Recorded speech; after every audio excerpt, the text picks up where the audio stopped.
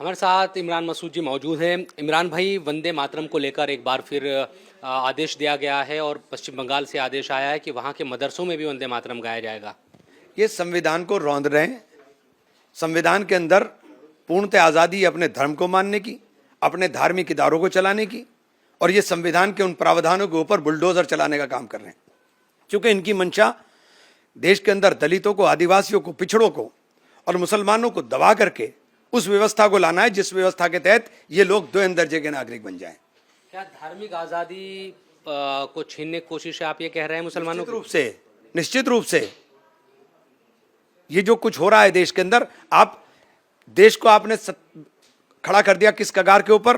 महंगाई आसमान छू रही है, तेल के दामों में रोज वृद्धि हो रही है। लोग सवाल ना कर लें, आप नफरत का एजेंडा चलाएंगे, चलाइए नफरत का एजेंडा। देश तो आपने तबाह कर दिया। बीजेपी ये कहती है हमारे मैनिफेस्टो में है और पहले से हम इसके लिए लड़ते हैं, वंदे मातरम हो। सीए का जो नहीं, मैनिफेस्टो का मतलब संविधान बदलना होगा क्या? जो संविधान के अंदर क्लियर है लिखा हुआ, आर्टिकल 14, 15, 25, 26 पढ़ लीजिए, क्लियर है। ये रखा है संविधान, ये रहा संविधान। अभी कहें तो पढ़ के दिखाऊं? अच्छा, ये बताएं कि जो इशू सीए को लेकर है, पहले ही बहुत मामले इसको लेकर या तमाम चीज़ें हुई थी, लेकिन अब पश्चिम बंगाल में इसको लेकर कदम उठाए जा रहे हैं पश्चिम बंगाल सरकार की तरफ से। इसको लेकर बड़ी सख्त सरकार नजर आ रही है। किस चीज़ के? सीए के लिए? तो आप 12 साल से क्या कर रहे थे? राष्ट्र की, देश की बाउंड्री की जिम्मेदारी केंद्र सरकार की है। आप 12 साल से क्या कर रहे थे? आप केवल तमाशा करते हैं देश के अंदर, इसके अलावा कुछ भी नहीं है। अच्छा, एक चीज़ ये बताएं अब कि जो गाय को लेकर इस वक्त, क्योंकि बकरीद का मौका है और पश्चिम बंगाल से ये तमाम खबरें आ रही है कि वहाँ पर नई जो दिशा निर्देश है वो लागू किए गए हैं, जो पहली सरकारों में थे वो ऐसा अब नहीं होगा, ये बातें कही जा रही है सरकार की तरफ से। उन चीज़ों को लेकर क्या कहेंगे बकरीद की? देखिए, हम तो सब नियम मान लेंगे, मुसलमान के लिए जो आप दोगे नियम सब मान लेंगे, लेकिन गाय को राष्ट्रीय पशु क्यों नहीं घोषित करते? क्योंकि आपका एजेंडा नॉर्थ ईस्ट में बदल जाएगा। जाकर वहाँ गाय माता नहीं रहती, काटने की परमिशन दोगे। गोवा में गाय काटने की परमिशन दोगे। सरकार किसकी है गोवा में? क्यों खुलेआम गाय का मीट मिलता है? बहुत सारे मुस्लिम जो धर्मगुरु है वो इस मांग को उठा रहे हैं। मौलाना शरफ मदनी ने भी उठाई है कि गाय को राष्ट्रीय पशु घोषित किया जाए।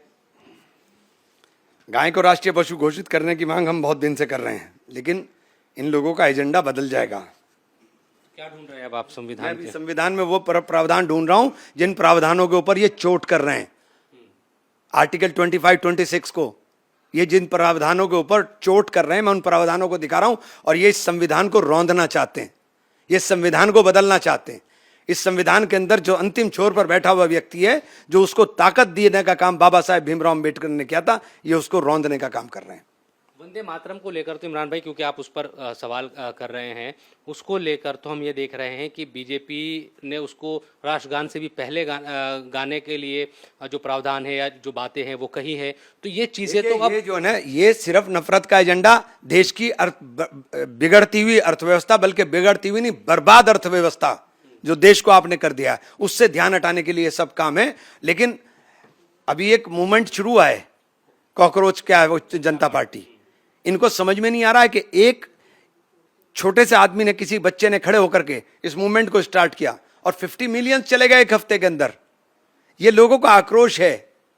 कब तक आप ईडी, सीबीआई, इलेक्शन कमीशन, इनके सहारे लोकतंत्र को लूटोगे? एक समय आएगा कि लोग आपको जवाब देने के लिए लोग सड़कों पर उतर आएंगे। जो हालात हैं इनको समझने की जरूरत है बस।